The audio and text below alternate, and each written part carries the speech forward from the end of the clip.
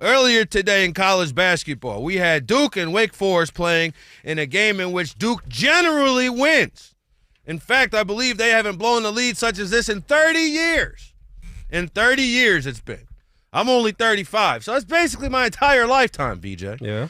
And so what ends up happening is, in a shocking turn of events, when you have a moment like this in a college basketball game, or college football for that matter, you know, the liquor it up, or maybe not liquor it up, the fun-having 17 to 22-year-olds who peruse college campuses and take classes and so on, the students rush the court or field or diamond or whatever. I don't know if they do this in baseball, but still the point remains, in general, you'll see a guy run out there because you know why? His team just won. He'll never see anything like this again in potentially his life. It's been 30 years. And so what we have now, Kyle Filipowski, Duke forward, was knocked over by someone storming the court, as you heard Steve DeSager just talk about.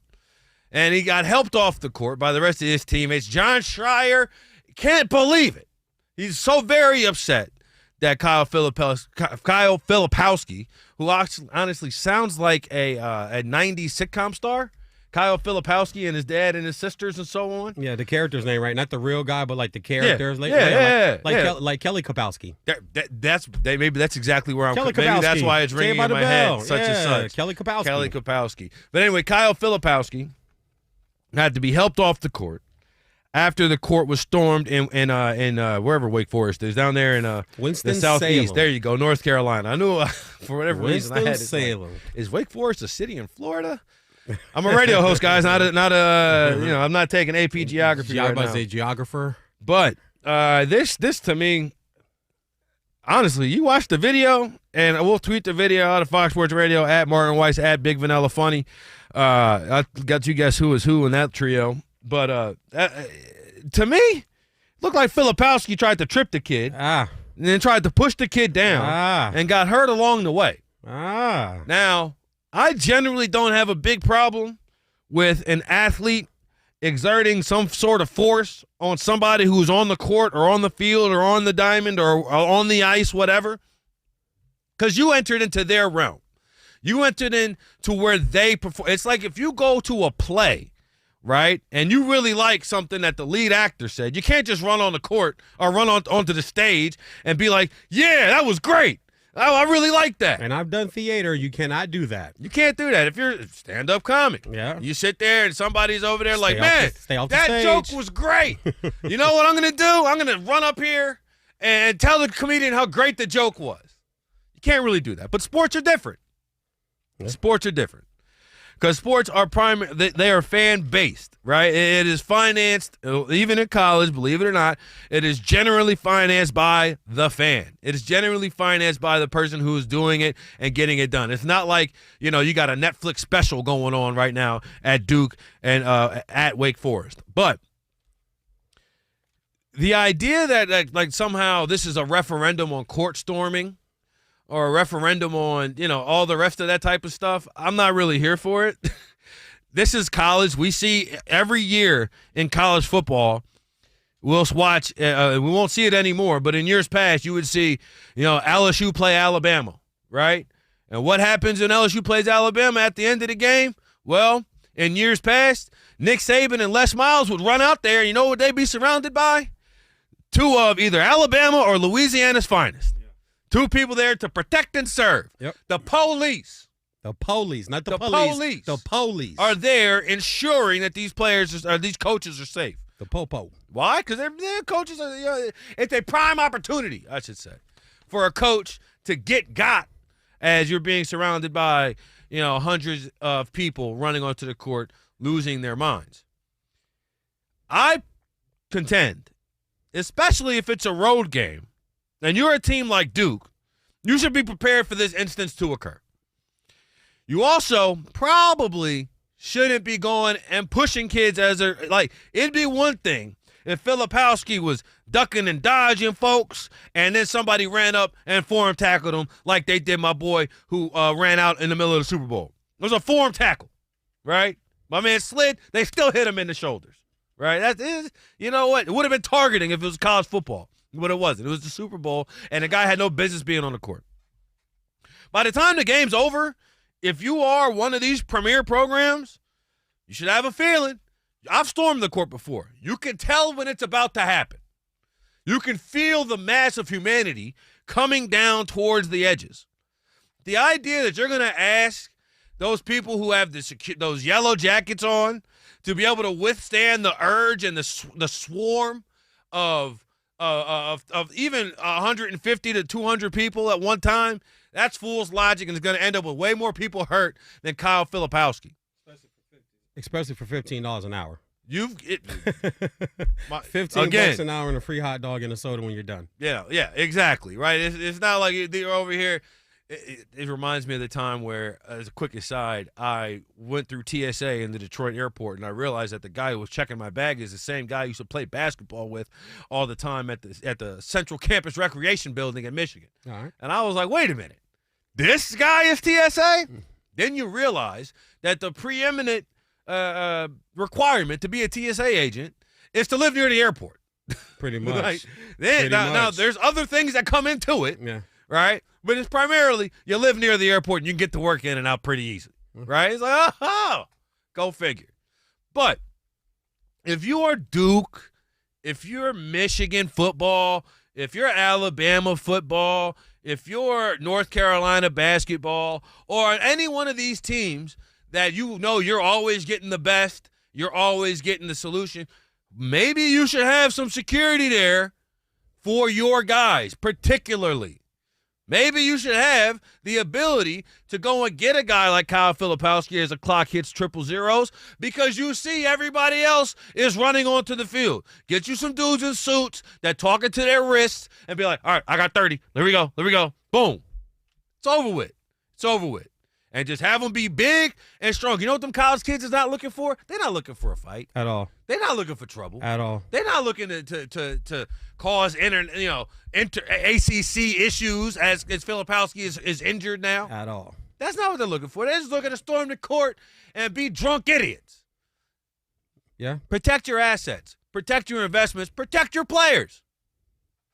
Nah, I'm with you on that, man. What's up, Mark? What's up, player? You dove right into this one. You like this one, huh? Well, I did. Yeah, me too.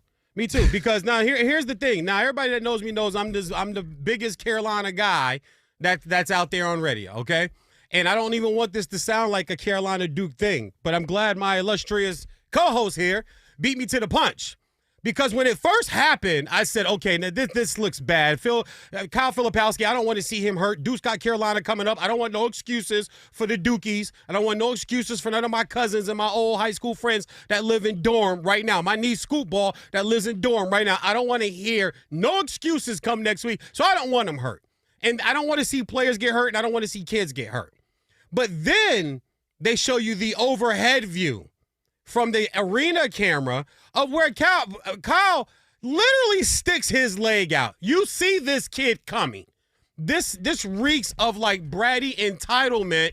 Let me kind of walk slow. Let me get my lick in. We lost poor sportsmanship by their part. Now, I'm with also my partner, too, of this whole idea now that, oh, God, it's got to go away. We got to change this. They've been storming the court since the 70s in college basketball. No one had a problem with it then. I grew up watching it in the 80s. I grew up watching it in the 90s and in the 2000s and so on and so forth. I understand where Duke may be coming from, that this always happens to us. But no, it's not just you. This always happens to Carolina.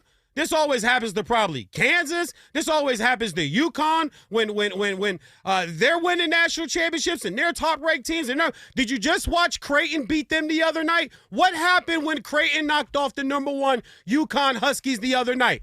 All the kids stormed the court. You want to know why? They ain't never beat a #1 team before. We may not get this opportunity again.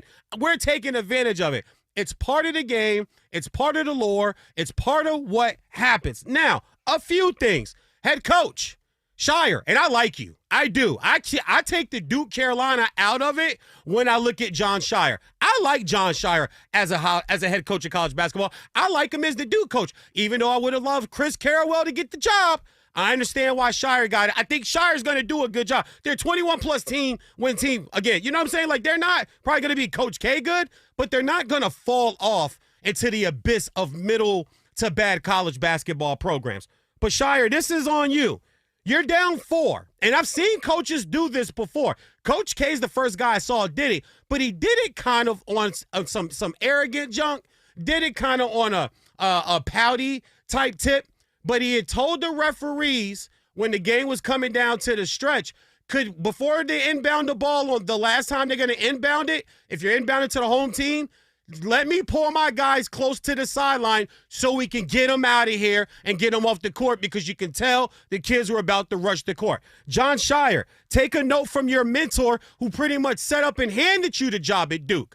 You're down 4, 1.5. There's no 4-point play that you're going to get. You don't have the ball. You should have told your guys, hey, over here. Over here. You can't walk off the court. Come stand on the side. Let them inbound it. They're going to dribble it out, throw it up in the air. Everybody run on, and we make a beeline off the court. There was way too much lollygagging by Duke's players on the court. This looked a lot like what happened with Caitlin Clark. Even though she's slow jogging off, you see that student coming. You're a college athlete. You're bigger, you're stronger, you're more athletic. You could take more of a bump, okay? Get out of the way. That's a helpless college kid that probably don't even use their free gym membership on campus. They're filled with Hot Pockets, juice boxes, and personal size bag or Doritos. They're not eating good, okay? You're eating a lot better. You're in a lot better shape. Just get out the way. You bumping into a kid, you think you're going to hurt them? Well, Filipowski, now you're the one that's hurt. I didn't hear how bad it is. I'm hoping it's not Steve, bad. I'm hoping it's just Steve's got it. I heard it's a sprained ankle, but I'm not sure what the damage, is on that.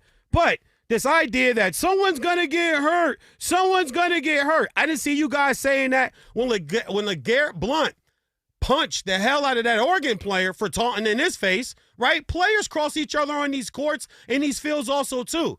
There's a lot of taunting, and I saw Shire on his soapbox now. Why do we still have this? You know it's part of the game, man. How about this? Go into Wake Forest and win the damn game. You ain't got to worry about it. Carolina went into UVA and took care of business. You don't think if they knock off Carolina today, they don't storm the court in Charlottesville? I guarantee you they do, because they always do it every time they beat Carolina. So I'm with you on that, Martin. But this whole idea that it just needs to go away all of a sudden, there were a lot of mistakes made. Last point. It's not the visiting school's responsibility to take care of your players. Security and all that, I don't know the detail. I don't know the breakdown. I don't know what the rules and regulations are. But you, as a head coach, have the number one responsibility on road trips to make sure every personnel gets in safe and every personnel is accounted for while they're there, and every personnel it gets home safe when you leave said university that you're visiting. A lot of misses on this one, but miss me with the let's take it away. This is so bad for the game. Get out of here, man. Y'all always want something to go away when it doesn't go right. That's crazy. If that's the case, we're going to be changing every damn day in today's world. Anything on Kyle is a serious or just a sprained ankle? It looked like, here's the thing with a sprained ankle. It looked like the guy clipped his leg. So I was trying to see, well, if you sprain an ankle, don't you got to roll it? Or don't you just look like the guy kind of clipped his leg? He's walking, he sticks his leg out in front of the kid. So don't stick your leg out. Don't be a jerk, Filipowski, like real talk. Don't be a jerk. You did a little jerk move, play stupid games, win stupid prizes. It's a middle of the, I guess it's the weekend game in the ACC. Mm-hmm. So I mean, it's not like this is the life or death. It's not the tournament. It's not like he broke his leg or anything. But also, it's also not like he was a innocent bystander in this moment. Now, if he got trampled from the back or something trying to get off the court, different story. Yeah, that's completely a different story entirely. But that's just not what happened, right? So I feel you. If I was a member of the Duke basketball team right now, I'd be screaming from the heavens, we got to take this out of the game. What are we doing? Come on. Filipowski's an All-American. But I'm not, and that's just not what happened. So, for me, again, like, it's just it is the cost of doing business. And if you are Duke basketball, which, I mean, probably has more generated funds than a lot of football programs, you could probably afford for some guys to go in there and get your guys out of there. What you need, 7 maybe guys to travel with you on the thing, so you can get the 5 guys on the court away from the masses. And I get it, fans aren't supposed to be there, but they are. The coach can do it too, though, Martin. That's the thing. The coach can do it too. You know when the game's over. You know when the game's over. So if you got a shot, you got the ball last, I get it. Last second shot, that's hard to do. They're inbounding. You're down 4. They went down and hit the clutch free throws. This game's over. There's no 4-point play you get with 1.5 seconds left. Simple as that. Bring your guys over.